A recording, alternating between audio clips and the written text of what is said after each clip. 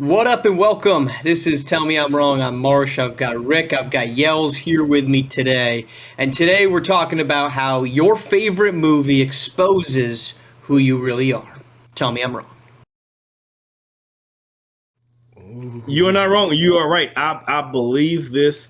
I didn't know this to be true at first, but a buddy of mine actually kind of brought it to my attention. A couple of people brought it to my attention over the years. And your favorite movie tells a lot about you because it typically tells about either A, you're a character, usually either A, you're a character or your upbringing, right? Or sometimes a little bit of both. So, or your beliefs. So, your favorite movie says a lot. A person can know a lot about your favorite movie, and probably a surprise sometimes to know your favorite movie. Can we get into it at one point? You guys' favorite movie, but once we get there, but yeah, I would say absolutely that's 100% true. I appreciate you taking the host there chair for their second, Rick. Go ahead, Yos. Yeah, I don't know if I can disagree with it. Like when I think about what my favorite, I don't have one favorite movie. I have distinctly three favorite movies. And when I think about it, I'm like, man, that is wild. But I also can't argue with the notion. I think it does. It says a lot because some people watch movies in different ways, and I'll go ahead and put this out there that I dislike people. I vehemently dislike people that watch movies and don't personalize a persona. I'm just saying. Hey, we're getting straight to it today. What do you mean personalize a persona? When you watch a movie, like the goal that at least that was the director's role, if they're any good, the director and the writer's role is to make you feel like one of those characters embodies something about you. So like when you watch, that is the agenda, right? So when you watch a movie, you should feel as if one of those characters, an instance, a scenario, something that you align with it. Like that is written in most movies. So when people just watch it from a purely, I'm stepping away from this entertainment value, and they don't internalize any part of it whatsoever, outside of ridiculous comedies, right? I mean, totally ridiculous comedies, but comedy and movies, entertainment are all really about irony. So people are internalizing in some regards. So I would have to say I agree because I know my three favorite movies, they are a part of me. Well, are we going to get your three favorite movies? Because I think that's the next step in this process. Look, We're playing our part after last time you called us both out for going on our monologues. How about you jump in here? I think you are correct. I mean, I don't think that this is a hot take, although I think that maybe this is like a reverse says who you really are. I would say that your favorite movie just personifies, do you dig deep into things or are you more lighthearted, right? I don't think that's like, for example, Joe Mazzulla is the head coach of the Boston Celtics. His favorite movie is apparently The Town, and he admitted that he watches it like every single week, which seems to me like that's a bit much to be watching the same movie But I get over it. and over again. I get it. I don't know I don't know him personally, but just from what I've seen, he always tried to be the tough guy. Even in the reporting, he said technical foul. No, what was it? He kept saying over and over again. The guy illegal screen. He always tried to be the badass, and he's a smaller guy, so I'm sure him being the badass is like a big deal. He's like Ben Affleck character in The Town. I can totally see him trying to mimic that level of toughness to those guys in that movie. Right. So I guess my point is I disagree with the two of you where I don't read too deep into what your favorite movie is because I don't necessarily always refer to a music or to movies as like, oh, I've got to figure out all these like nooks and crannies of it and the creative artwork of it. Really quick, so you're saying there's no movie a buddy of yours can tell you that you wouldn't cringe to find out that's his absolute favorite? I think we go about this a different way. Before he does that, look, here's how we can. Marshall, what is your favorite movie? My favorite movie is Surf's Up. It's a mockumentary about surfing penguins, and it's awesome. I mean, it's just a great movie. That's why he said everything he said before. Yeah, 100%. You think I was going to lead into the other one? This movie was going to be the one that was going to be in question. 100%. I knew that I needed to provide some protective barrier for myself on this. I'm not an idiot. He's not being honest, Rick. He's not being honest. So I've never seen Surf's Up. He's being real honest. He just chose to save his own ass first before he rolled out the top. But that's what I'm saying though. So I've strategy. never seen Surf's Up, but I'm gonna watch it and I'm gonna figure out who you are on that movie. It says something. Oh, it says It's something. a great movie. It's a great movie. It features Shia LaBeouf in his prime. Shia LaBeouf had a there's prime. Oh my god. Yeah, before he went totally crazy. Zoe Deschanel has a voice acting role. Actually, it's perfect that we're doing this movie or this episode today because Yellz, your hair actually looks identical to one of the characters in the Yellz movie. has seen it. He's seen the movie I've too. never seen it in my life. I promise. I can't remember the guy's name. I'm going to get it, and then you can superimpose that over this You in already post know it's gonna production. get done. You already know. I mean, but that's what I'm saying. It's like, is that a critically acclaimed movie? No, it's not like it doesn't make you think. It doesn't make you feel anything outside of just casual enjoyment. But it's just a simple movie. So I feel as if your favorite movie says more about you, not in that like, oh, my favorite movie is a horror movie, then you must be a psycho. But more so, it's like, I'm just a little bit more of a casual person when it comes to movies. That's what I would say. It exposes you of. We're going to find out some more of your favorite movies, and maybe that's the broader question. What's some of yours, Rick?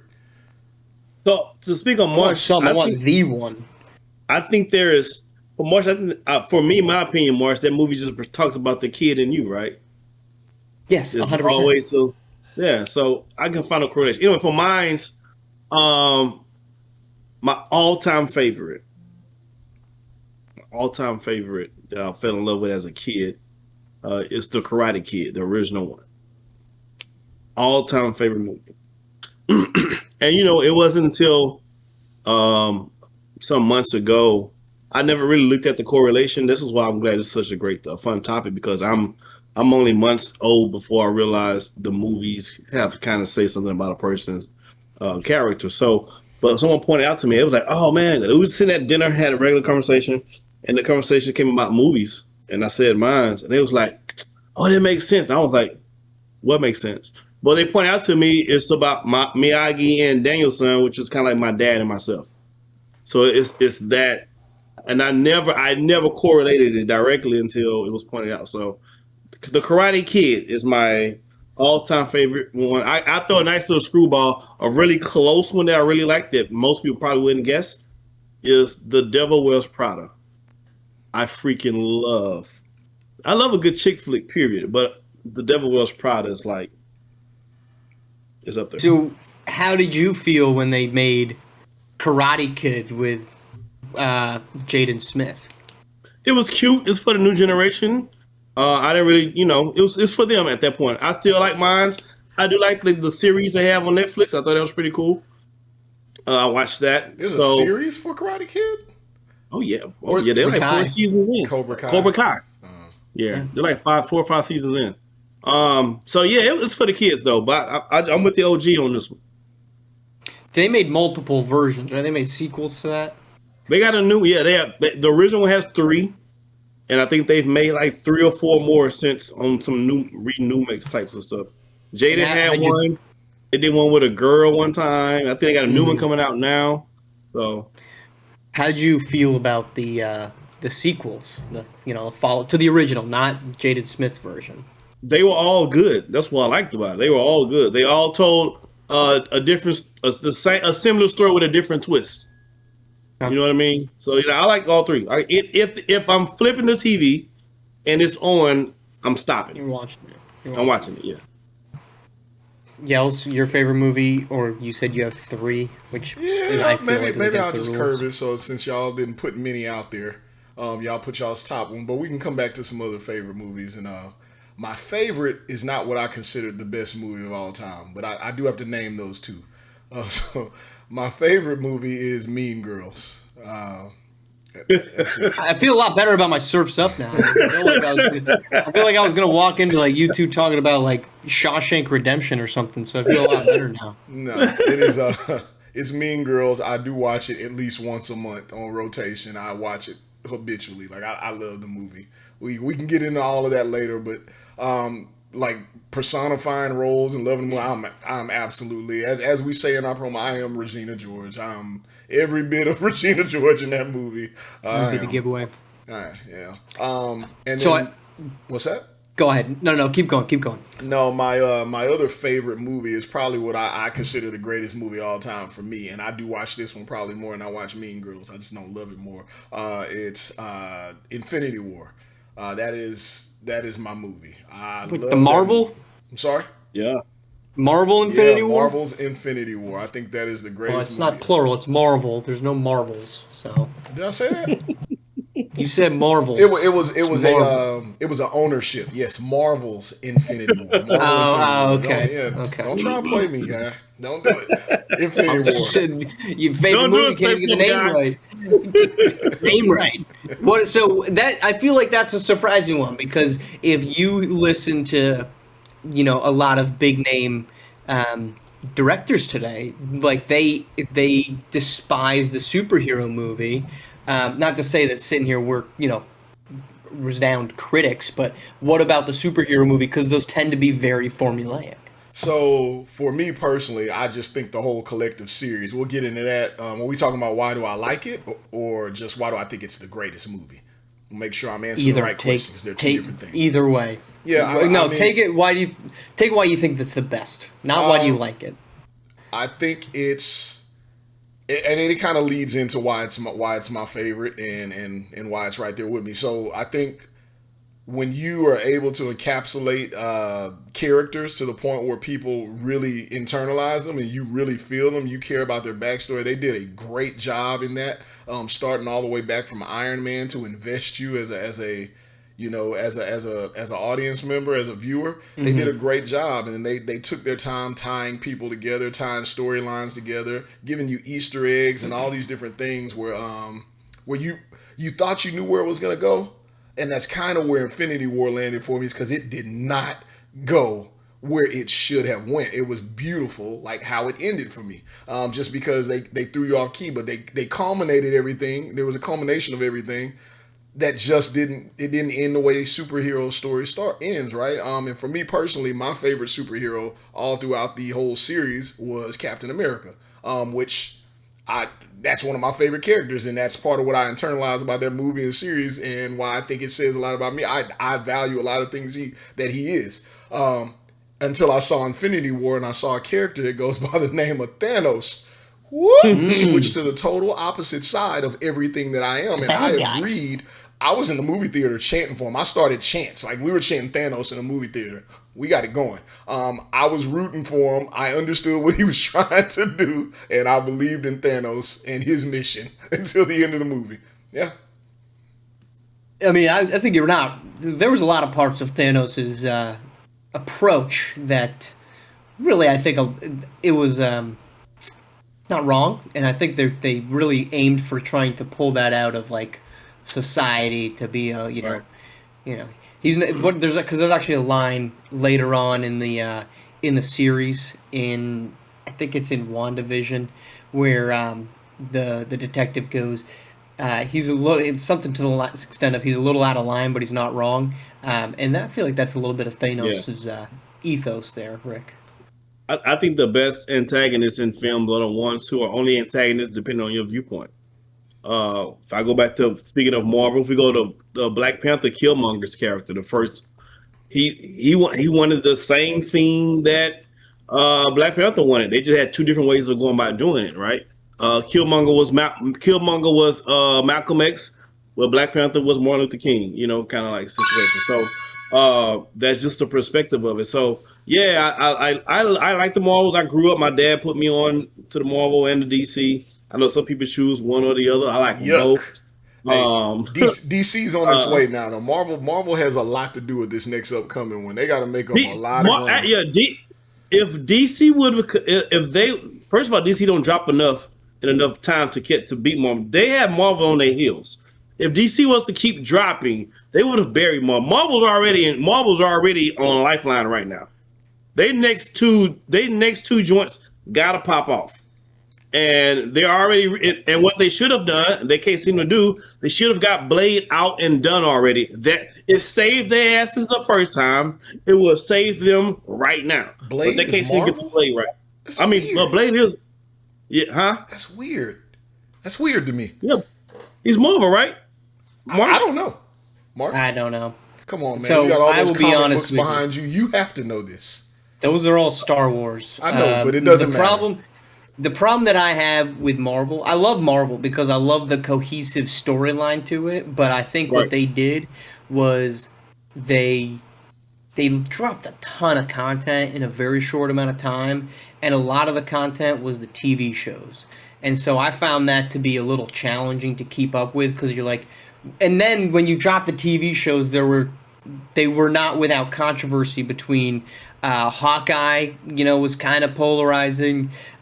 She-Hulk lawyer at whatever was super Yeah, polarizing, this is and a so lot. then it's one of those things where like if you missed one of them, like WandaVision was dope. I loved WandaVision. I had no idea I was gonna love that. It was amazing though. It was great, but then they started dropping this other stuff, and you're like, I just got done watching this. Now you need me to watch this one, and then on top of that, it's just not that good. And so when you fall behind by 8 episodes, that's 8 hours worth of content. If I miss a movie, like I can go back and watch Thor, Love and Thunder, and all right, 2.5 hours, I've caught up, perfect. I can do that on a plane ride. I can do that on an afternoon. An 8, like I remember the only reason I somewhat caught up was because I got sick and I was home for a week, and I was like, well, I got nothing better to do than watch movies or watch TV shows. So I feel like that was kind of the problem. But I am appreciative of their cohesive storyline. The problem But Marvel faces now. That's the Disney effect. That's why I don't want Disney. I don't really watch Star Wars anymore because Disney gonna stretch everything out so thin. I can't really watch Star Wars now because there's the 14 different versions. They're doing the same with the Marvel stuff now. That's the Disney effect. That's why I didn't want. That's the downside of having a conglomerate like Disney owning the rights to those things because they want to water it all the way the hell down, and they're doing it with Marvel now. And I mean, the problem we can spend a whole episode talking about why I think they're screwing up Star Wars, but I think the biggest problem is that they've spent, and I think Marvel is running into this, is that Star Wars has spent their entire Disney existence focusing only on the empirical era. That's it. Yep. Like every TV show that comes out, it's like, here's another story that takes place when the Empire is at, on top. It's like, maybe we could go to a different freaking era. It's like if you were walking into history class and you're like, Professor, I'm looking forward to learning about all of history from the beginning of the, since AD to BC. That's what I'm excited to learn about. And they're like, well, too bad. All we're going to tell you about is from 1776 to 1782, nothing else. So buckle up. That's what we're locking in on. That's what Star Wars has done. There's like, this is all we're going to do. It's the Rebels. They're coming out, but then we're going to tell you maybe like 1772. We're going to learn about and I think Marvel is doing the same thing where now, like, in order, their last couple box office ones have been kind of flops, and now they're like, well, I guess we got to bring back literally all of the main characters, one of which we killed off, like literally killed off, and then the other one we let die of old age. But no, they're back in this world now for us. Not a great sign for Marvel. It'd be my take on that. No, but Doom's gonna bring them back. Dune, is that what you said? Oh, Doom. Okay, sorry. Yeah, I don't want to get too far off the reservation on our show today, or especially with the kind of things we steer away from. But there's some other reasons why Marvel has not been as successful, in my opinion, because they've chosen to take polarizing topics and ideologies and put them right on display, like almost like it's an underlying theme of the movies, when the movie's supposed to be the movie. Like, you got to separate some of this stuff. Obviously some people are going to agree, some people are not, but you can't just put it right in Front Street like that. So not a great. I mean, it's a little frustrating sometimes on both sides of the spectrum to sit there and be like, this is what we're going to get upset about either direction. Right. Main character is XYZ, and on either side you're going to be bothered by that. Seems a bit excessive. But I will say one thing, and Rick, it's why I'm kind of surprised that you didn't mind the sequels to Karate Kid, because that ability to tell a cohesive story, I thought Marvel early on did a really good job of that, and that's, I think perfect timing. Stranger Things just finished up, and people are absolutely railing on the last season. I've had people tell me that they thought it was the, Game of Thrones repeat, in that, like, this last season completely ruined everything that came before it. It's challenging to do that when you're trying to put together 2 to 3 pieces and have that storyline not start to contradict itself. It's very difficult to do. This is why only a few movies go down in history as the best to do it, or series is, or series, movies and series. When I think about series, the best to do it, some of them you talk about The Wire, fantastic, or you talk about Breaking Bad or something like that. So cohesively done. When you talk about films, I think it's even more of a challenge to do so because there's so many gaps in between. I think Robert Zemeckis has done it the best, in my opinion. Back to the Future 1, 2, and 3. For those. We talking about movies now. Y'all don't want to get me started. My history in movies go. Before we go there, Rick, I want to hear. I want to hear you talk. I want to hear you talk movies a little bit. I do want to come back and see what some other ones Marsh likes. So I need to hear some more Marsh faves other than Surf's Up. I got to. I'm a big Goonies fan. I'm a big Goonies. The Goonies is just a classic movie.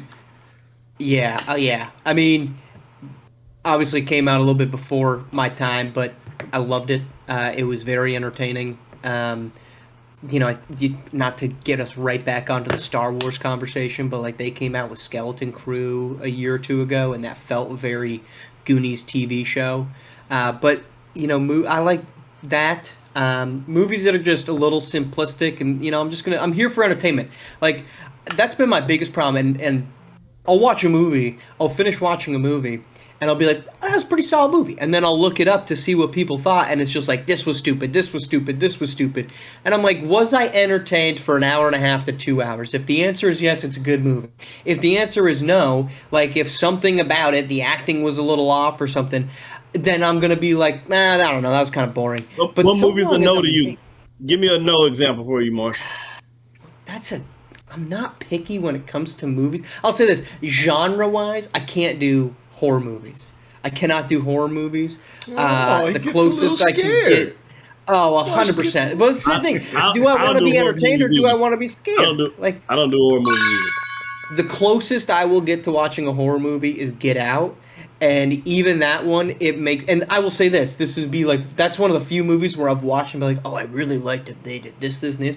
When she's sitting there with him and the mom is sitting there in the living room or the dining room or whatever, and she's rubbing her spoon. Yeah. It made me so uncomfortable that I muted the TV. I was like, we're not doing this anymore. I don't feel good. I'm turning that off. And I just waited until I turned on subtitles. I muted it. Wow. I said, once that's off the screen, I'm done. So that's a movie where I was like physically, I appreciated that and I liked everything else that Peele has done, but that would be the furthest into horror I can go. And my wife loves horror movies, and she's constantly like, let's watch. Like, Halloween is the worst. October's the worst month for me because all she wants to do is watch horror movies. I'm like, I'm not hanging out with you then. Like, I'll see you in November because I'm not watching this. Yo, what do y'all think crazy. What do y'all think of people who? What do you think of the notion of just liking one genre of movie? Because there's lots of people that are like that. Like they really just stick in a lane. Like you said, Marsh, like they're not just entertained to be entertained. It's like I gotta watch, investigative drama only. Like I don't ever want to laugh or what be it. Man, look, I think the people who only watch one genre movies, I think when you find them often than not, they're pretty close off individuals in real life. Like I think it makes sense when you see the person who says I only watch this and that. As you have a conversation and dialogue, you be like, yeah, I can see that. Even if it's a contrasting genre, right? But if they really just box themselves in, because you're not well rounded or versed in anything other than what you're into. So you can only go. In certain conversational aspect or from a relation standpoint to relate to standpoint, your view is so limited and so skewed. So it doesn't make you a terrible person. You have your own preference, but it does make you limited in certain aspects. I mean, do you wake up and only eat the same thing for breakfast and the same thing for lunch every single day? And if the answer is yes, then you probably might like one type of movie and movie only. And I'm just not going to sit here and watch a comedy every single day. Would I enjoy watching comedies? Sure. But I like a thriller. I don't like a horror movie, like I said, but I'll take a thriller. I'll take a story, like it's not a documentary, but like The Big Short. I love watching The Big Short because it's like informative, it's interesting. So I'm with Rick that if you're just gonna sit here and say I watch one movie type and one movie type only, I spread your horizons. It sounds like you like white bread with butter every morning and that's it. It sounds like your movie does say a lot about you, because I can say, for me personally, if you only watch one genre of movie, whoever you are, like I can't be around you. Like we're not gonna have much in common because we can't have we can talk about one thing. Like there's no opposition. I think it's wild. Yeah. So I guess it does say something about you, right? It most certainly does. Yeah, I'd say it says that you psycho. You got a little safety zone, and you're not comfortable with that. With jumping outside of it. Can I admit something to you two when it comes to watching the movie, just actually watching the movie? Yeah. I've started to watch movies like I watch a TV show. I'm actually in the middle of watching a movie like a TV show, in that I watch for like 30 to 45 minutes, and then if I get uncomfortable or if I get a little uninterested, I pause it and I walk away. I'm right now. I'm in the middle of watching The Rip on Netflix with Matt Damon. I watched it yesterday. Where did you stop? Where did you stop? Spoiler alert for if anyone wants to watch it. I just stopped where they just got shot up and the cartel guy comes out. And he goes, "It wasn't us. Talk to you later." Yeah. Okay. And so so that's where I'm at in the movie. It's a good one. Part of it, I stopped watching because I had to come up here and record, so that's part of the reason why. But I also started watching it. This is my second time watching it, so I'm going to be hitting in 3 increments, And normally I choose it at like an opportune time. I'm like, this is kind of like pace change, so let me just pause it. Let me go do something, and I'll come back to this. And I have to say that is just it is vehemently wrong to watch a movie that way, Marsh. Why? What's wrong with that? I got other things to do. I agree. You know what I'm gonna tell you right now, like to the directors, screenplay writers, anybody that does that, what you did is you just hocked up a big loogie, spit it into your hands and slapped the shit out of them by doing it. Like they've written that and built that to build to moments. They're not. It's a movie. There's not commercial breaks. There's not cliffhangers to bring you to a moment. Like they're anticipatory. You can't watch them that way. I mean, look, Netflix has commercials unless you're going to fork over a lump sum of money that I don't feel like doing. So there is commercial breaks. But, I mean, now I've just got the anticipation building. Who was it then that went after them? Who shot up the house? Who said to get out of there? And how involved, spoiler alert number 2, how involved is Matt Damon? Because he's not revealing some information. Now I'm curious. I want to know, but I have other things that I felt like I had to clean up. I had to clean the bathroom. Let me know next week what you thought about when you finally finished it. It's going to take you. You got 2 more days to finish it. Apparently, I'll probably finish it tomorrow. We're recording on Monday. I'll be done by Tuesday. I am sure of it. Okay, so right. You're big anti that, just straight anti watching movies. Yeah, if it's a movie, watch the damn movie, man. I hate when the wife gets up in the middle when anything breaks my attention during the movie. Like it really pisses me off. Like I am in the movie when I watch it. Like I'm there. You know what I'm saying? Like I am not separate from it. And to your point, Yellz, I tell every woman who's ever dated me, or every woman who's ever dated me knows this for a fact. I only have to be on time for one thing and one thing only in my entire life. The movie theater. I have to be on time for the movie. And when I say on time, I mean I need to be in my seat when the credits, when the previews start. I don't want to come in when the movie. No. I need the whole experience.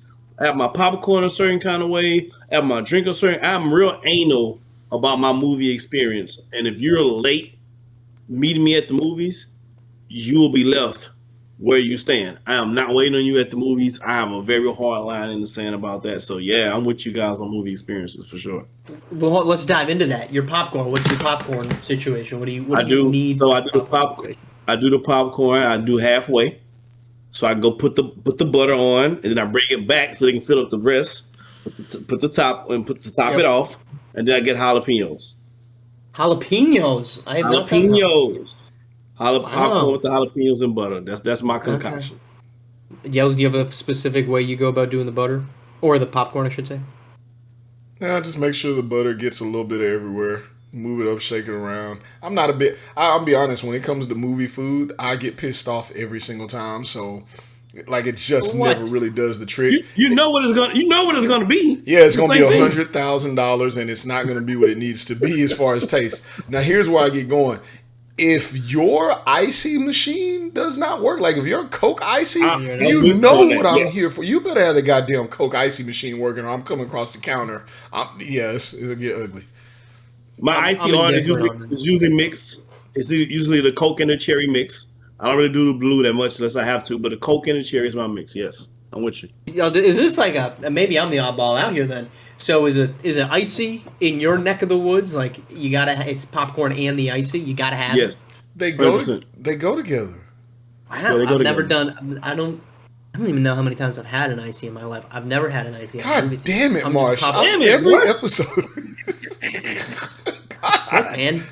I don't even, honestly. I'm gonna be frank with you. I don't even know if up in Vermont they have icy machines. They probably just Yeah, you have a Target, right? I don't know. Every Target has icy machines. They did not have Target when I grew up in Vermont. Like Target, if it's even in Vermont, is just within the last decade.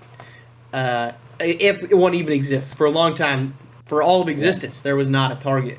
I will say, here's how I get my butter on the popcorn, because I don't always have the opportunity to get him to stop halfway, is you get a straw.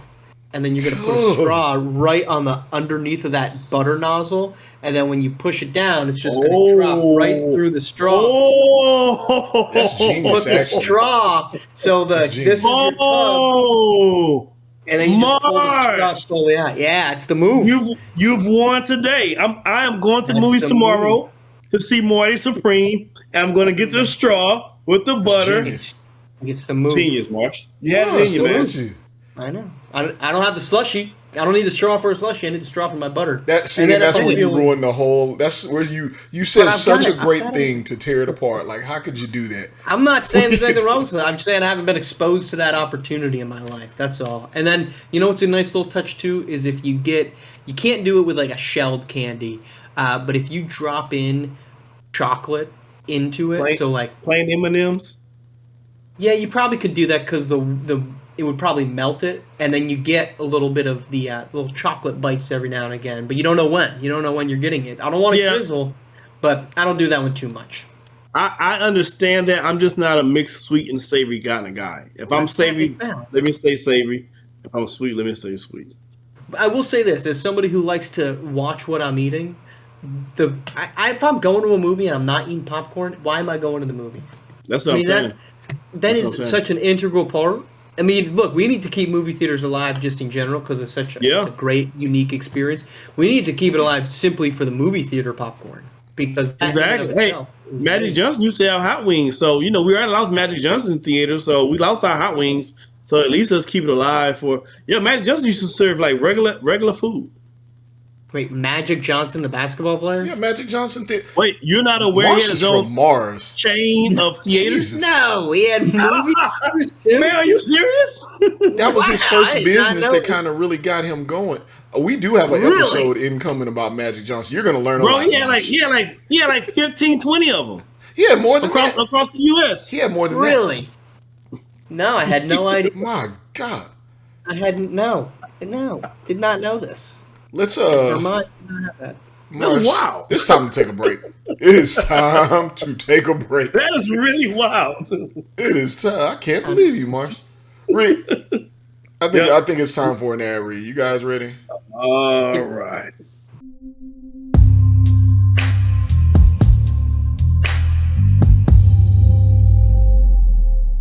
This episode is not sponsored by Duke's Mayonnaise. Yeah, Duke's. A name that sounds like it stole land, and owned at least 3 people, all before brunch.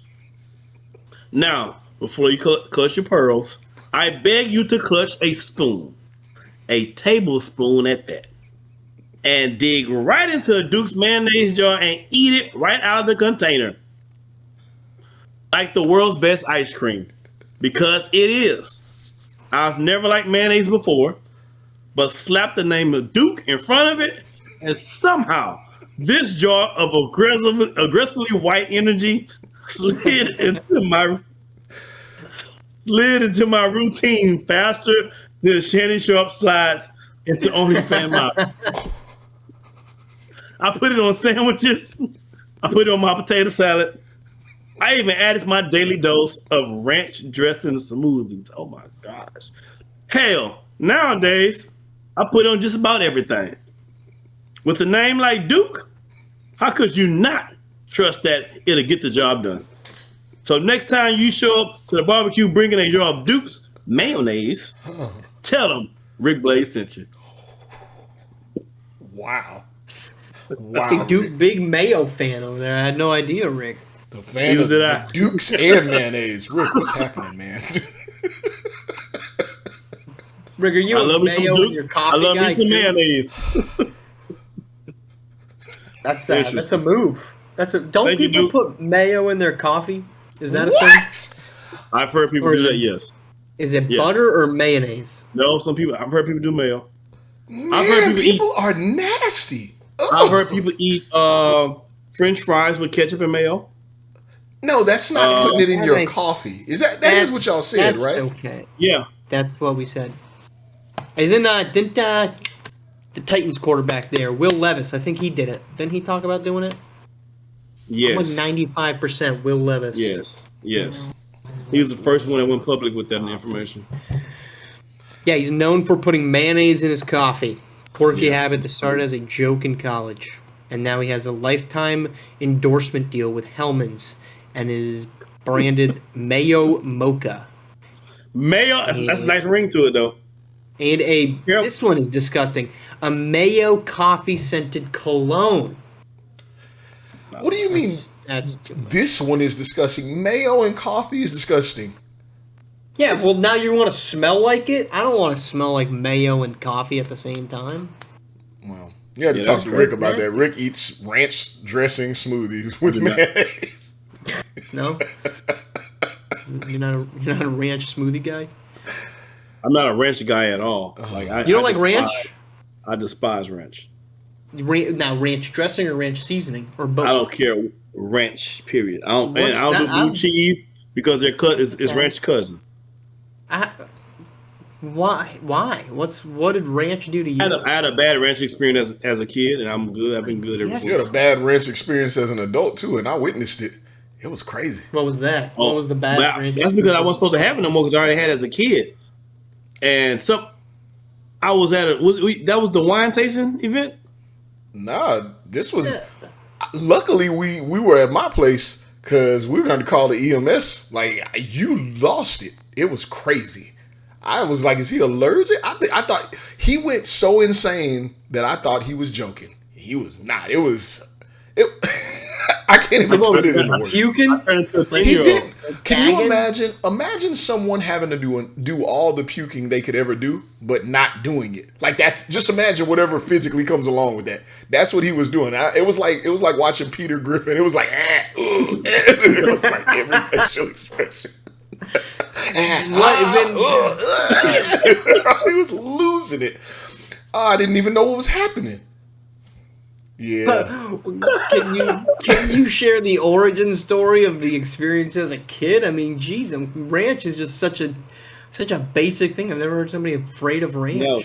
And one time I was at a restaurant. I ordered. I saw I didn't like it, wanted, and the waitress said something. I never had someone ask me the question. She was like, "So what about ranch you don't like?" And I was like, "I don't like ranch." She was like, "But ranch isn't a thing. It's a combination of things." I was like, damn, you're right. It is a combination of things put together to make that. I was like, but that combination is like a bomb to me. Like those things individually, I'm cool with, but that specific combination together that makes ranch dressing, I'm totally out on. And the story behind it is even crazier because the story behind it is about a ranch flavor and not actually ranch dressing. But for some reason, I've tied them both together, and it has the same effect. Or can you tell the story about what happened? Really quick. So I love one of my favorite childhood foods to eat is Frito pie. I love a good Frito pie. And so I remember I was going to the store, told my mom I wanted Frito pie. She said, go to the store and get some Fritos. So cool, I go get Fritos. and I go to the store, but they don't have regular Fritos. They only have ranch Fritos. I'm like, yeah, not really a big deal. It has chili and cheese. It's going to be covered up anyway. Not going to really matter. So I get the ranch Fritos, and my mom makes a Frito pie. I'll get the chili, the cheese, or the whole nine on the ranch Fritos. And I was puking the rest of the night, bro. So you got sick from. So it's the classic. Yes. You got sick from something, and your body has tied it to the ranch. Could have been anything. Could have been rancid meat for all you know, but you're gonna tie it to the ranch. No, but now when I smell it, I can still I can still get a queasy feeling. So it's legit at this point. Yeah, I've heard that makes sense. That origin story makes sense because I've heard plenty of people that are. You're muted, Yellz, as you try to talk. He's very muted. He's very muted. when you reacted to it, when I saw it wasn't that it was nasty or it was going to make you vomit. It's that it was attacking all of your organs in a vicious manner. Like it was the craziest response. That's what it is. What have I done to him? I didn't know what else. Felt so bad. Yeah, I had a girlfriend I kicked out the house because she. I made her leave the house immediately because she gave me a food item that she told me was not ranch, and I was like, "That looks like ranch," and she knew I don't like ranch, and I read the box, those little pinwheels that she got from Sam's, and I was like, "Man, that kind of looked like it got ranch on it." She's like, "Boy, I don't know." I said, "Let me see the box." I read the box. It must say ranch. I said, "Man, you get up out my house, man." Yeah, roll. So would that be like the scariest movie for you? As if someone made a movie about you about ranch, having to like save a family member or eat ranch. Yeah, everybody dying. So all right, situation. You are at a restaurant, and let's say somebody is life or death, and you have to do some type of CPR that to resuscitate them, but they have like a little bit of ranch on their cheek. Are you like, I'm out? You lived a good life. We'll see on the first of all, my CPR card is expired, so I'm no good there. So technically, I can't do it.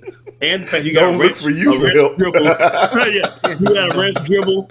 I'm out. Like I can call somebody for you. I can go get somebody, but nah, I'm not participating in those activities. You'll let this person die if they have a ranch anywhere near them, and it's above me now. This isn't your decision. It's above me. I'm not the give or take of life. If they're meant to be, they will be.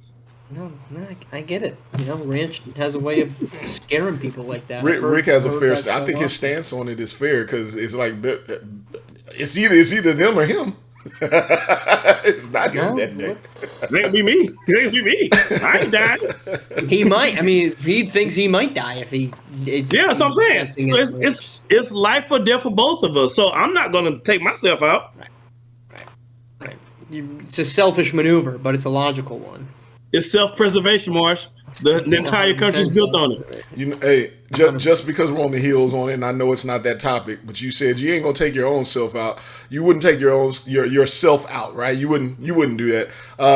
I guess CJ Stroud subscribes to your same logic because he should have got the hell out of that game. Oh, I'm not having this conversation. I can't believe good, honestly, over here. I can't believe you brought it up. Actually, I'm disappointed that you even brought this up. I did. Can I say it you on record? Called me, I called you. You called me yesterday. I did not take your call for a reason. I didn't want to talk about it then, and I don't want to talk about it now. I want to say it because I would like to take this public, national, global platform to tell you, CJ Stroud, you are no longer welcome in Houston. Don't come back. Don't come back here. Don't let me see you. Don't let me see you. Don't do it. Did you guys just sign him to an extension? And that's going to be kind of challenging. Did we? We haven't signed him yet. I thought you signed him. I mean, look, it's a pretty good time over here as a Jags fan. Tell you what, at least we lost a game with some decency. So feel like not nearly as bad as that guy is. If you're watching on YouTube, Rick is sulking like a 12-year-old.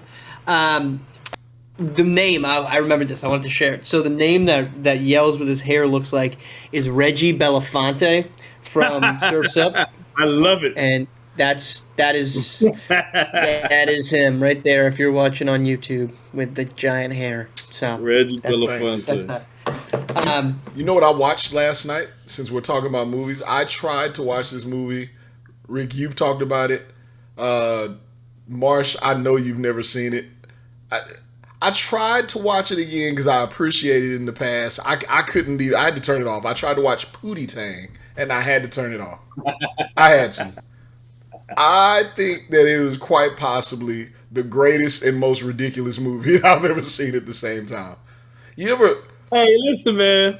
Listen, if you just got home from work and it's been a long day and you've been irritable all day, don't cut on Pootie Tang. That's not the movie. But if you're at home, the kids are gone, the wife is gone, you got the house to yourself for the rest of the evening, and you indulge in something that have you feeling pretty good about yourself, cut on Pootie Tang. It's going to be an enjoyable film for you. It's still going to be a little bit silly, but you're going to enjoy it a whole lot more. You're going to respect it a whole lot more in that setting. So it's just Pootie Tang is all about the setting. What do y'all think? I always kind of talk about these kind of movies. They're my favorite movies ever, or not the favorite movie, but the ones that I really enjoy is the ones, when you're like, maybe you haven't slept very well, or it's been a rough week, you got a lot on your mind, something going on the next day or whatever. It's 1:00, you're still up. It's 2:00, you're still up. Whatever. You're really trying to go to sleep. Maybe you just turn the TV on, or you come across something and you see a movie. You're on the cusp of like tapping out, and it's so tragically bad. Or maybe it's good, but really I lean on the ones that are so bad that you can't go to sleep. You're like, how does this train wreck end? And it keeps you up all night to finish the movie. Y'all come across those? No, I don't do that. No? I don't watch movies on TV anymore. I can't do it. I don't know. Never stumble? You guys never stumble across movies? I don't stay watching bad movies. The movies that I think is so bad, if I'm not interested, I'm out. I'll check out in a minute if I don't like it. I think I only do it at night, but yeah, I'm with you on that, but only at night. And then, so Marsh, you don't, every movie you watch is intentional? Pretty much. Yeah. I mean, because we have all the streaming services, so if it's late at night and I'm awake, I'm not going to thumb through what's on TV. If I want to stay awake, I'm just going to go play video games. I'm not going to see like, oh, what's on YouTube TV tonight and start scrolling.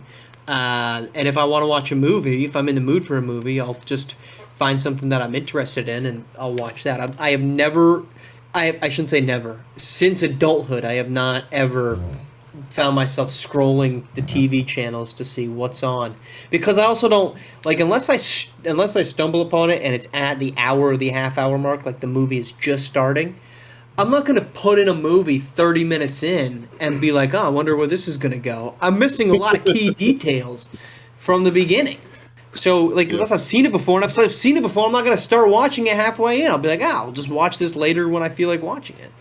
I think it still has to be near the beginning. Like, I've never just picked up a movie in the middle, but like you have the guide, you can tell it kind of started. But I think for me, that's where I come across some of my favorite and some of my most hated actors. Maybe that's my next question is, like, I stumbled across a movie back in the day. It was so, I was like, I can't believe that this actor is on a movie where someone cast him. He was so terrible. And I'm gonna frame this so I can tell y'all who it is. Rick's gonna laugh.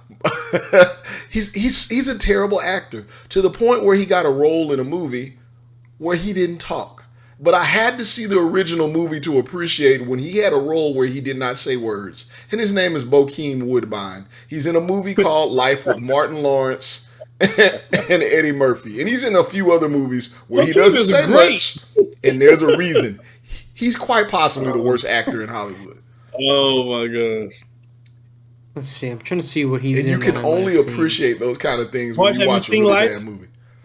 Have I seen Life? No, I have not seen Life. Oh, Marsh, you've never seen Life? On. Marsh, you would love Life. That is some actual. Yeah, you would absolutely love Life, bro. Yeah, you would. Eddie Murphy, Martin Lawrence, Bernie Mac. You would absolutely love Life. Without a doubt, you would love that movie. I'm willing to make a wager you would love this movie. Right up there with Bokeem Woodbine, though, I'll tell you. And you're going to be watching it for the first time? Yeah, that's comedy gold. You're sitting on comedy gold right now. Right up there with him as you look that up in as far as awful actors, and I have lots of tasteless jokes that I keep off air. But Paul Walker, terrible. Oh, wow. You didn't like Paul Walker? Forget about it, cuz. Oh, forget about it. You don't think that was good acting? You didn't think that was peak cinema right there? I think we were saved from the rest of his acting. Oh man. That seems a little much, but I thought he was pretty decent. I don't. Let's be honest. I'm not a Fast and Furious or Fast I Seven. don't know. I don't remember Paul Walker from anything else but Fast and Furious. I think that's all he did, and that's exactly how he went out. So Maybe so. he was in Fast and Furious in life, and that's how it ended for him. No, I have not. I'm looking through Bokeem Woodbine. I've seen him before. You haven't heard him much. There's not much for him to say, but he keeps a role. I will say I am not good at knowing unless it's like A-list. I don't know actors' names. I know them as that guy in that movie or that girl that played that chick. Like, I'm just not, unless it's like Will Ferrell, Kevin Hart, Leonardo DiCaprio, Matt Damon, Ben Affleck.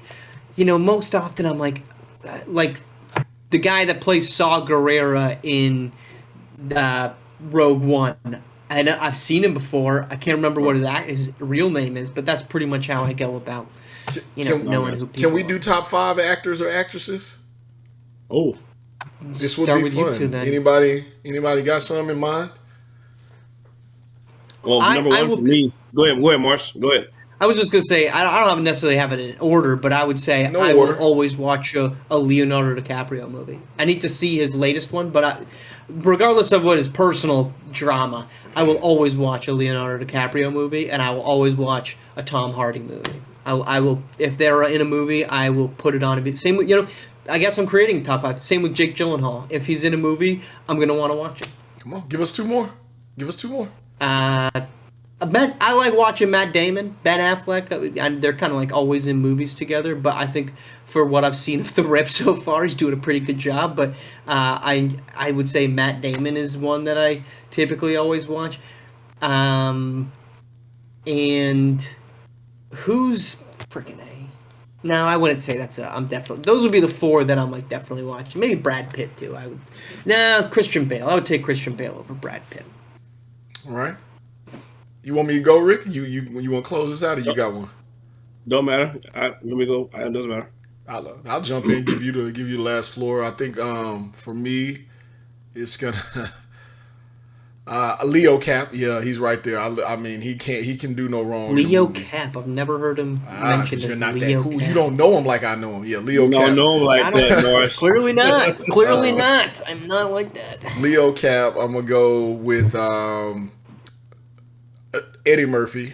For me, he's. I gotta watch Eddie Murphy movies. I'm a Ben Stiller guy because I think his brand of comedy is one that I'm on board with. And I know he has a hand in most of the things that's written. Charlize Theron, love her. Love Charlize Theron, and she takes damn good roles. And she's amazing.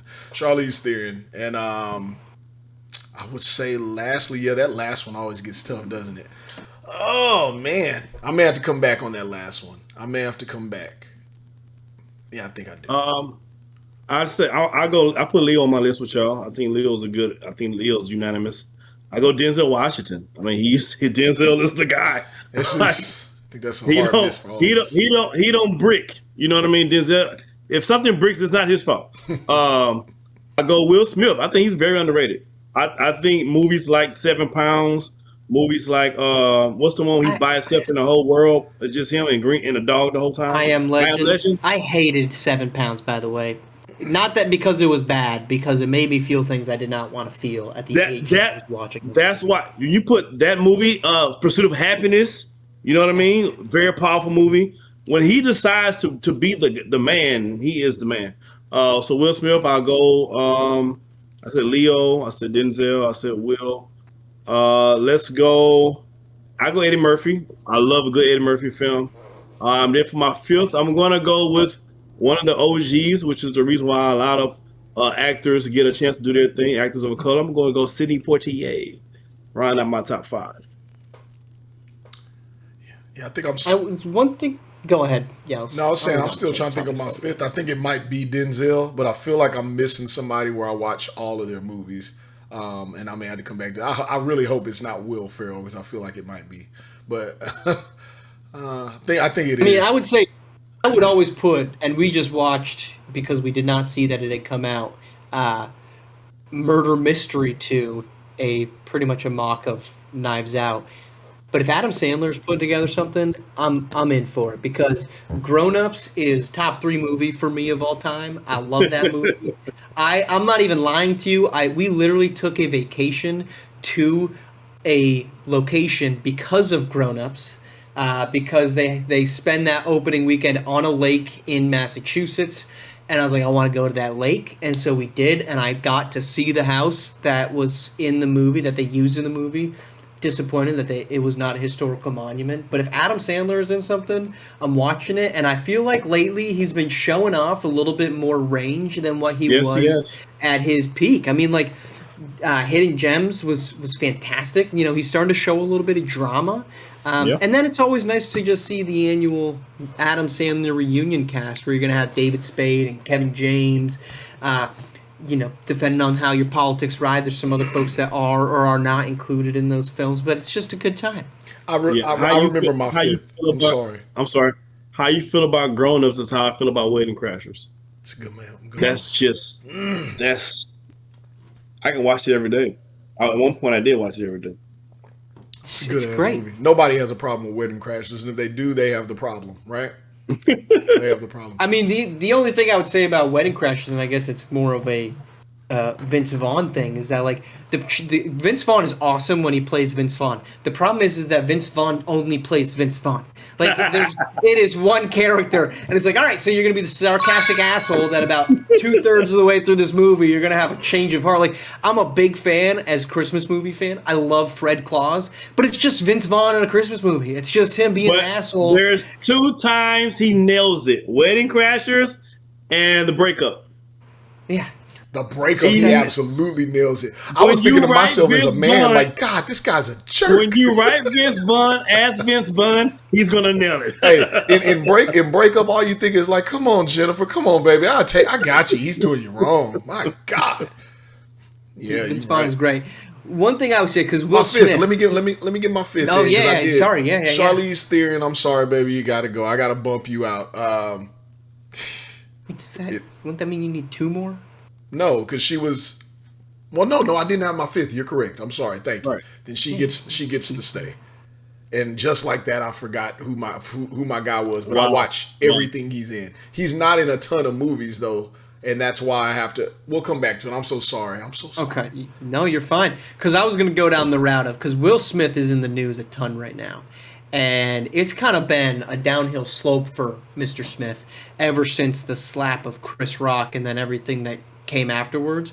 To me, he's still, at his prime, I love watching Will Smith movies. He's a guy that, to me, though, it's just like, man, let's just take a back seat for like 5 years, let everybody get a little nostalgic about you before we come back and start to do other things. Because he's just kind of been maybe a little too in the limelight with everything that he's trying to do. I mean, he just has a National Geographic thing that's out right Yeah. now. That I haven't looks watched interesting, it. by I the don't way. know that I will. The National Geographic thing. Yeah. I I guess. I have my guy now. Let's see. I definitely want to see where y'all stand. He did not start as a star. He's normally an excellent supporting role. He had a moment as a star, and he kills it. It's not a whole lot of range, but god damn it, it's an intense actor. I love, and I may have to order him. He's probably one of my top 3 actors. Joaquin Phoenix. I love that guy. Oh, for sure. Oh yeah. People don't remember when he was first coming about and he was supporting roles in movies. He is amazing. Yeah, he's fantastic. Joaquin Phoenix. Did you watch the second Joker? No, I'm not Doom playing. or I'm not playing those games. I don't do musicals. I'm not playing those games. That what a dumb movie. I didn't It's watch a it, musical? but I'm glad I did. That's why I haven't it's a seen it then. musical. That's why I why. haven't That's seen why it. it bummed. That's why it bummed. The director decided to go completely left field and try. You do too much. But Joaquin The Phoenix formula is still in the it. formula was already there. You wasted the talents of Gaga and Joaquin Phoenix because you want to sing and dance all day. So I'm Joaquin's out. still in it though. Yeah. Yeah. To that point, I will watch it though. I will at least give it a try. No, I'm not. He's still in it. I don't. I couldn't I do don't like it. musicals. I don't do musicals If I either. wanted to listen to music, I would listen. I would put music on. All right. I'm here to watch a movie. I don't need you. Well- It's like I don't need you I will singing watch about how you feel. I will watch the musical if Eddie Murphy's in it. So I did see Dreamgirls because Eddie Murphy stole the show. No, Only two musicals I've ever no. watched is Dreamgirls and Team America. Fuck yeah. Was that a musical? Technically, I'm gonna say it was. There was a lot of singing in that. It was. But are they progressing the storyline via the song? In Team America, Nothing about that. It's the whole movie's progressive.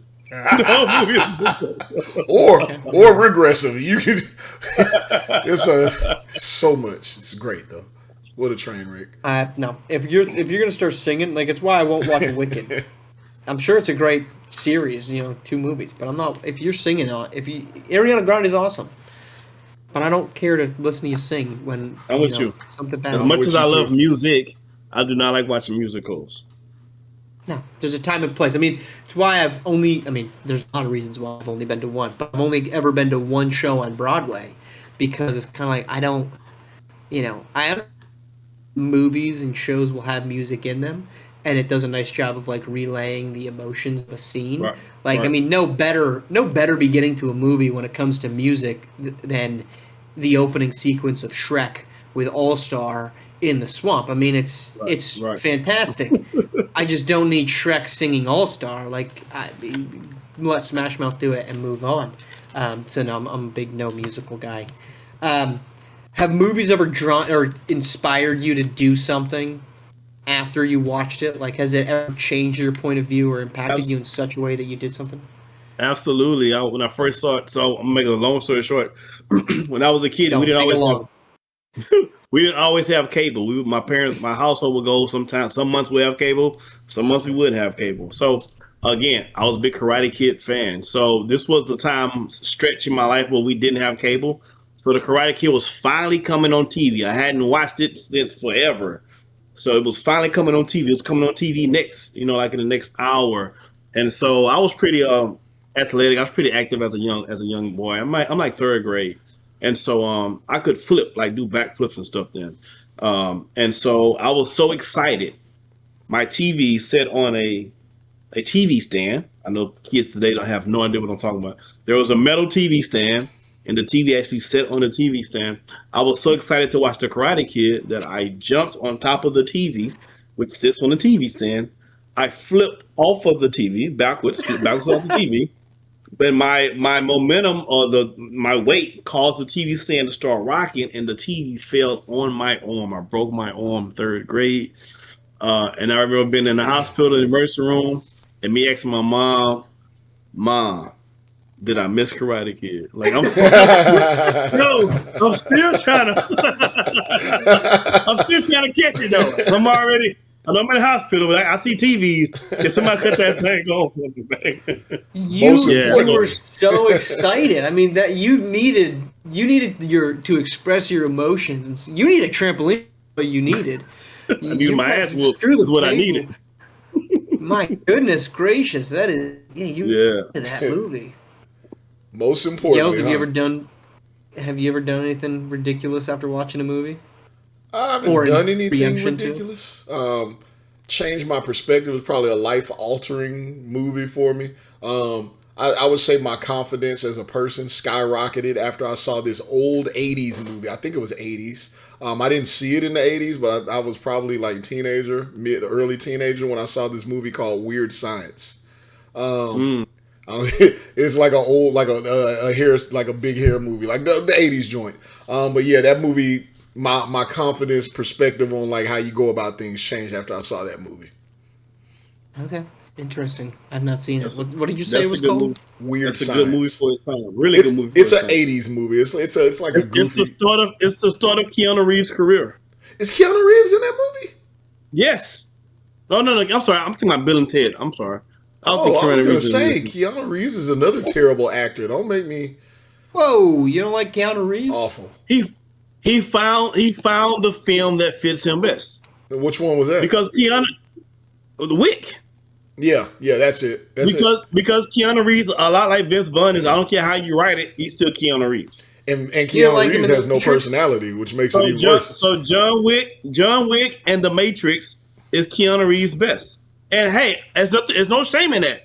He picked two of the best series going films of all time. So there's no shame in John Wick and The Matrix.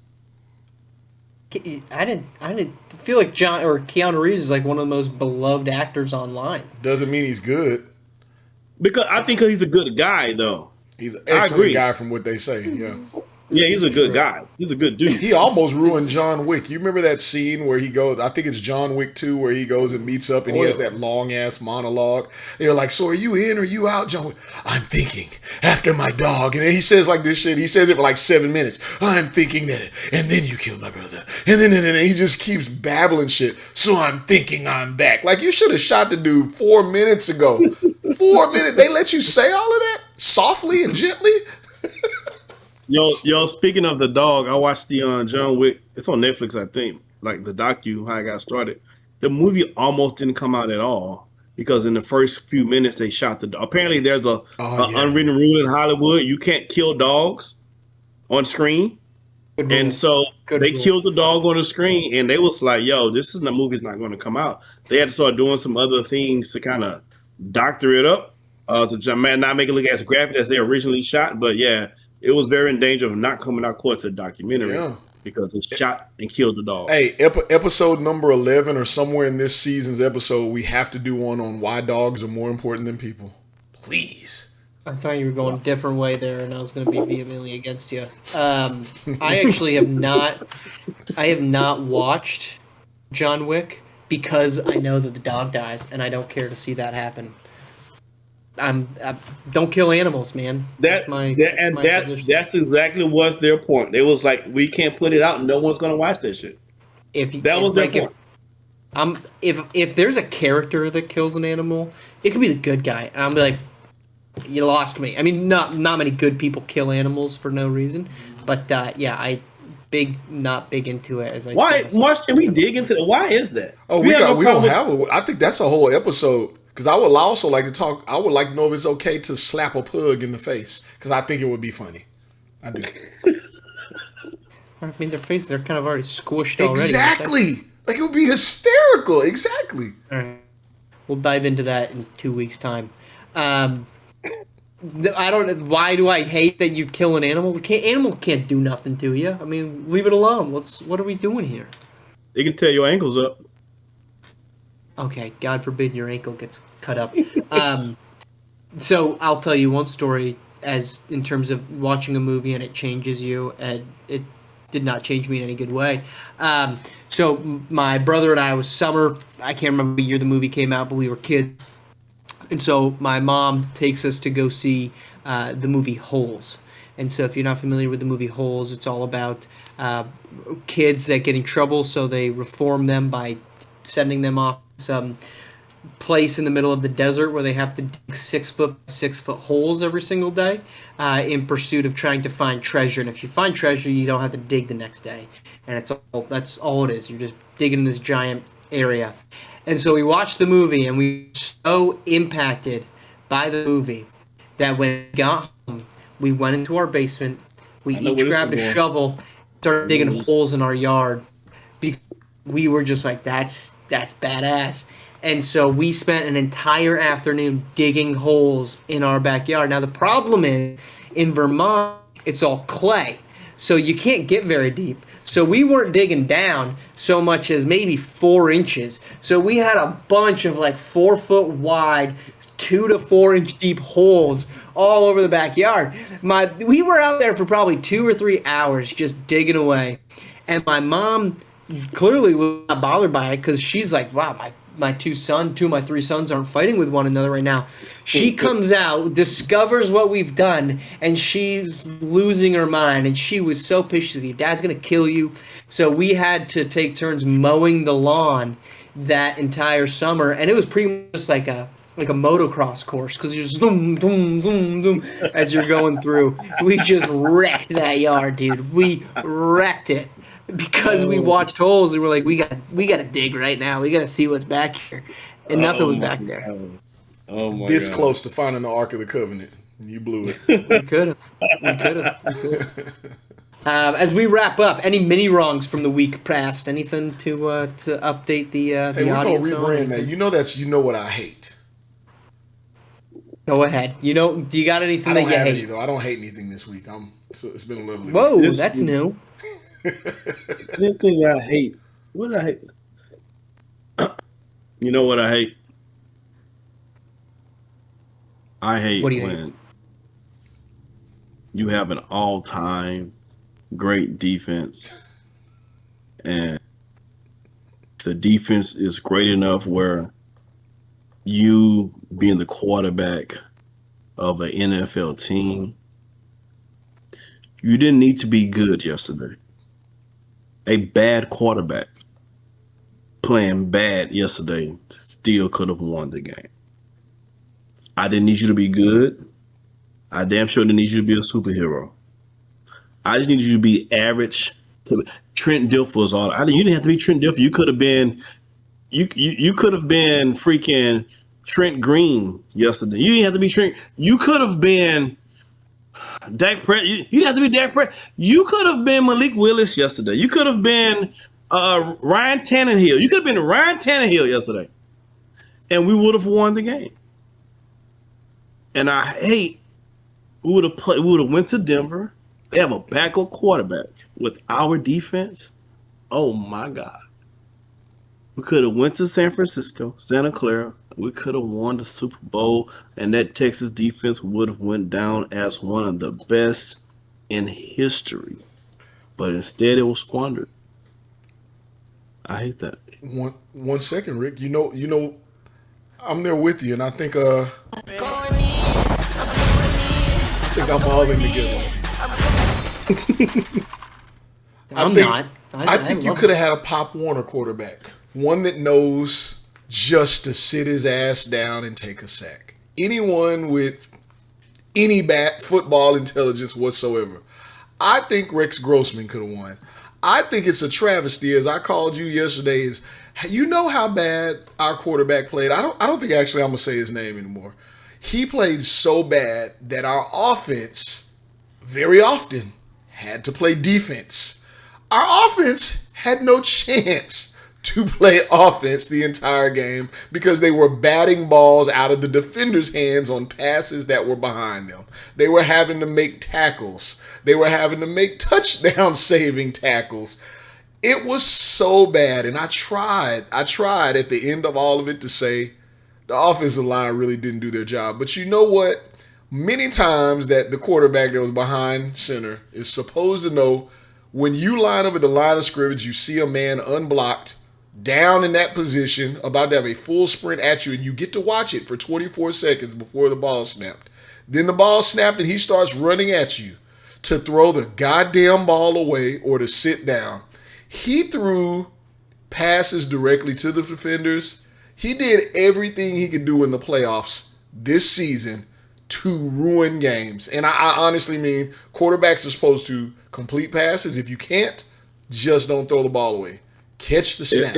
Don't fumble. He did it all. He did it all. If he would have just said height and spiked the ball on every play, The he defense. would have for the entire 4 quarters. He would have had a higher QB rating than he had when he played than the stats that he actually had. I have pulled no stats. That being said, he will be our quarterback next year because the reality of it is, who do you get? There's no rookie quarterback coming in the draft that's better than C.J. Stroud today, as bad as he played. And last time I checked, there's no top 10 quarterbacks on other teams that guys are just going to come onto our team. They're not trading players to your team. So We you have don't C.J. Stroud. need the You Texans. You have C.J. Stroud Cut because it out. the ladder, the other end of that is nobody. You don't need a top 10 You quarterback. start over again if you don't- get somebody else other than C.J. Stroud. Nah. What you need an offensive coordinator. I hate having them get to another offense again, but we got to get somebody who's prolific at what they do, which is called an offense. And he needs to really do some soul searching this whole offseason, because if he don't get it right at the end of next season, they do have to make a decision. Are they going to pay him $250 million? Today, the answer is no. So he's going to really, really, really show improve. Can he do it? Yes. We're talking about a guy who was 2 seasons ago top 10 in MVP voting. He didn't. It's not like the superpower just left him. He just had one of the worst games ever. No, and he cut had on the the shit. stage. Cut the shit, Rick. You really laid it on soft there, and I really don't. Listen to the episode. He's like we got to wrap it up. Bro, no, he's like quarterback next year, no matter how you cut it. No, and when you he finish did not saying all lay. that, number 7 is going to be our quarterback next year. Great, once you're done. So you grandstanded for him and said that he just had a bad game. I don't know what the stats are. Yeah, and Marsh is game. Let me say what I gotta say. Marsh is great with stats. I know in all of my years watching football, seeing maybe 6 turnovers from a team in 2 games is unreal. CJ Stroud had 9 turnovers in 6 quarters of football. That's not a bad game. That's an inability to handle pressure. And quarterback is the most pressured position in sports. He can't do it. He can get you there and man it, whatever the hell he did, but he's not a quarterback in my eyes after what I saw. No thanks. He got one more year to prove no everybody wrong. Me, he can't come back here. I'll see to it. He got one more year to prove everybody wrong. Things are pretty good in Jacksonville. So. We lost 2, but we're feeling pretty good. Hey, your quarterback only made one terrible play. And Houston right now, the sky's falling because we're supposed to be at the Super Bowl this year. No doubt about it. No doubt about it. It's supposed to be us versus the Rams. I think that's the team that's going to make it. No doubt about it. There's your mini wrong as well. The mini wrong is that he came out and started the second half and that the defensive players did not whoop his ass at some point because he needed an ass whooping to get him right. Here's the thing on that, and I'll wrap it up with this. If we'd have put Davis Mills in the second half, would we have won the game? I believe we would have, actually. I think Davis Mills would have played much better. I believe we would have won the game. The problem with that is once Davis Mills coming in the game, C.J. Stroud is now done with you. You no longer have C.J. Stroud.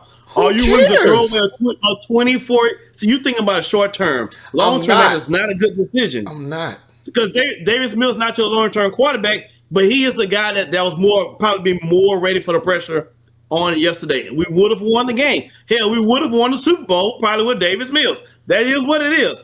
But your 24-year-old quarterback, and quarterbacks do not grow on trees, the 24-year-old quarterback who's 2 years removed from being an MVP candidate would have been no longer on your team, and there's nothing you can do about that. That is a huge freaking loss. And the Texas organization decided it wasn't worth putting Davis Mills back in the game. That quarterback will never be the same. Never. He will never be the same after that. Think Nick Anderson. He will never be the same. You can wish that all you want, but we saw it. He will never. He was throwing pass. He injured a quarterback. He injured one of his receivers. He threw the ball behind him all game. He had this dude tear his MCL throwing the ball behind him. He'll never be the same. We'll see. Not ACL. Yeah. We'll see. Quarterbacks have had terrible games and terrible playoffs in years before. He's not the first person to have that played so bad. Yes, he is. Most recent. Yes, he is. No one's played that bad. He's the most recent. Everybody got recency bias. That's not the worst playoff quarterback play in history. Yes, it is. It's pretty damn bad. Yes, but it's not the worst. Marsh, pull the stats next episode. It is absolutely the worst ever. You speaking on your feelings, I'm talking about facts. I'm talking facts. I'm talking turnovers. He's actually not the word. That's not the You're worst saying feelings. Game. I'm gonna give you stats that you can quantify so you can understand I ain't talking feelings. I don't have to look at it because I know there's not been that many turnovers, drop snaps, interceptions, mistargeted passes. Everything he did was wrong for the majority of 6 quarters. He didn't even get it right until the second half of the last game, and he only played average. He did too much wrong. But this is why he's not the worst, because most guys that play that bad, there is no 2 games. They lose on the first one. So I'm telling you, so thank you, defense. He does not. That's how great the defense was. That's how good the defense. He don't play defense. He hung him out to dry. That's what I'm saying. But he, as terrible as he played, that is not the worst quarterback playoff performance in history. It may feel that way because it's your team and it happened yesterday. But it's statistically it's not. It's bad. I will say this. It's pretty damn bad. Sam Darnold, while it wasn't a playoff game, was caught on a live mic saying I'm seeing ghosts when he was playing for the New York Jets. And he is now in the NFC Championship game. That's what I'm saying. Only quarterback in NFL history to win 14 plus games in back-to-back seasons with 2 different teams. So I would say that I would agree with Rick here that if you're concerned about C.J. Stroud or thinking that he's not going to be the quarterback next year, I got breaking news for you. He's going to be. I would wager he's going to be the quarterback beyond next season. He shouldn't be, because it is impossible to find good quarterback play, especially where the Texans are going to be too good to be bad. So you're not going to be picking first overall and taking Fernando Mendoza, the Heisman Trophy winner out of Indiana. You're not going to be doing that. So that's kind of the situation. Unless you go get Danny Dimes, that's pretty much your situation. He's coming off an injury, so. And a terrible one, a torn Achilles. I mean, he's not. That's what I'm saying. So he probably isn't even playing next season. So. This whole conversation. There's literally no other option. There's literally no other option. This whole conversation, this whole Texan fiasco we're talking about is a lot like a really great movie with the unexpected ending called Infinity War, because it made no sense. It made no sense. Thanks. You liked Infinity War. Thanks for the movie. I said a really great movie with an unexpected ending. I misplayed it. It was awful. It's like the last season of Stranger Things, apparently.